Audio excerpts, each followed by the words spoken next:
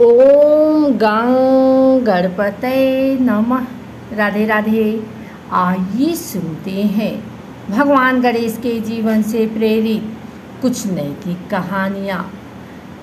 हिंदू धर्म के अनुसार 35 करोड़ देवी देवताओं में गणपति का स्थान सर्वश्रेष्ठ माना जाता है। वैसे तो सभी देवी देवता एक समान हैं, किंतु ब्रह्मा और विष्णु जी द्वारा दिए गए सर्वप्रथम पूजनीय देव के वरदान के कारण शिवपुत्र को सर्वश्रेष्ठ देव स्वरूप में पूजा जाता है।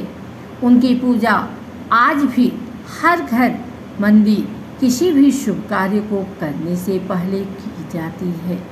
भगवान गणेश हर रूप में पूजनीय है। उन्हें एकदंत, सिद्धिविनायक, अष्टविनायक के रूप में भी पूजा जाता है। हिंदू पंचांग के अनुसार भाद्रपद अश्विन माह में गणपति का सबसे बड़ा त्यौहार गणेश चतुर्थी मनाया जाता है। इस त्यौहार में लगभग 10 दिनों तक श्री गणेश की पूजा अर्चना होती है और 10वें दिन उन्हें विसर्जित किया जाता है। सभी देवों में भगवान गणेश एक ऐसे देव हैं जो बच्चे और बड़ों सबके प्रिय हैं और वे सभी आयु वर्ग के मनुष्यों में एक शुभ उदाहरण के रूप में पूजनीय हैं। उनके जीवन में घटित हर एक घटना हम सभी के लिए एक शिक्षाप्रद है। भगवान गणेश के जीवन से प्रेरित कुछ कहानियाँ लेकर आई हूँ। भगवान गणेश के प्रेरणादायक जीवन गाथा के अनुसार विनायक, विघ्नहर्ता, गजानन, गजराज, लंबोदर, गणपति, शिवांश और इत्यादि उनके अनेक नाम हैं। यदि विनायक नटखट हैं तो विघ्नहर्ता गणपति उतने ही दयालु और कष्टों को दूर करते हैं। गजराज के जीवन से जुड़ी ऐसी अनेकों प्रसिद्ध कहानियाँ हैं जो आज भी मनुष्य जीवन को प्रेरित करती हैं। भगवान गणेश के नाम जन्म की एक अद्वितीय गाथाएँ हैं जो अनंत काल से पौराणिक कथाओं में सजोई गई हैं। भगवान गणेश की कहानियाँ सिर्फ बड़ों के ही नहीं बल्कि बच्चों के जीवन को भी एक शिक्षा प्रदान करती हैं। आइए जानते हैं उनके जीवन से जुड़ी कुछ कहानियाँ। विनायक की जन्म कथा।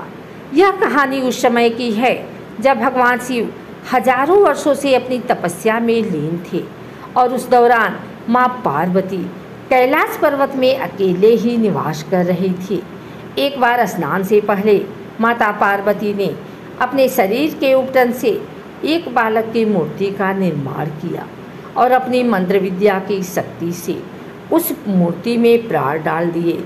थोड़ी देर बाद वह मूर्ति एक बालक के रूप में जागृत हो गई। माता पार्वती ने उस बालक को अपने पुत्र गणेश के रूप में स्वीकार किया और उन्हें कैलाश का द्वारपाल होने की जिम्मेदारी सौंपी और बिना अनुमति किसी को भी अंदर न आने का आदेश भी दिया। आज्ञा का पालन करते हुए श्री गणेश द्वार पर खड़े थे कि इतने में भगवान शिव अपनी तपस्या पूर्ण करके कैलाश की ओर पधारने लगे।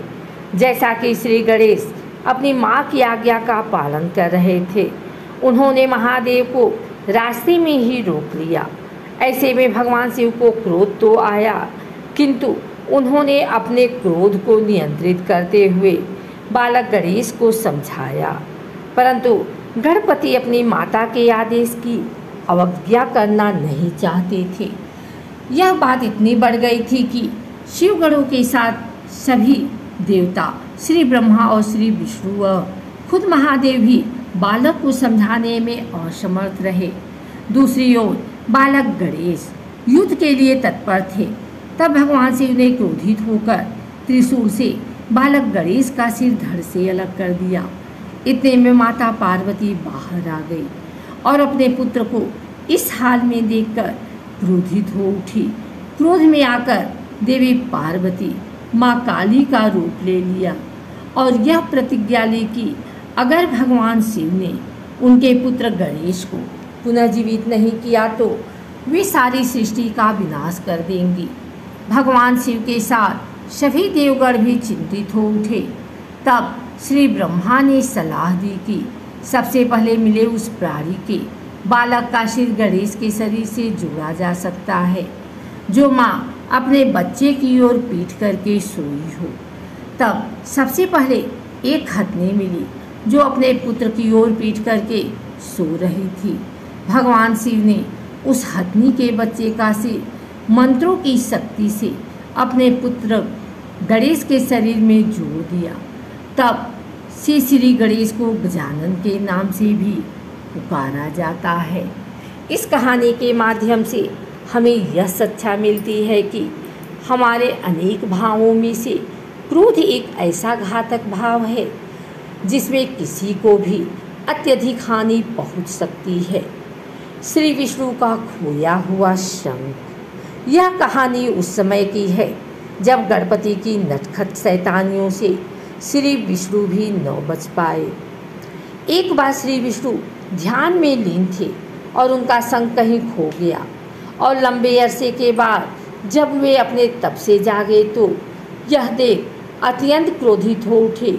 उन्होंने अपने शंख को हर जगह ढूंढा, उन्होंने अपनी पूरी शक्ति लगा दी, किंतु उनका शंख कहीं भी नहीं मिला। फिर अचानक उन्हें कैलाश पर्वत से एक ध्वनि सुनाई दी।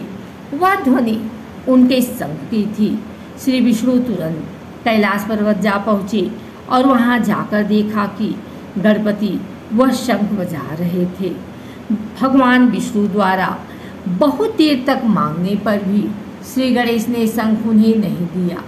तब भगवान विष्णु ने महादेव से निवेदन किया कि वे गणपति से शंख मांगे, किंतु गणेश भगवान ने महादेव की बात को भी अनसुना कर दिया।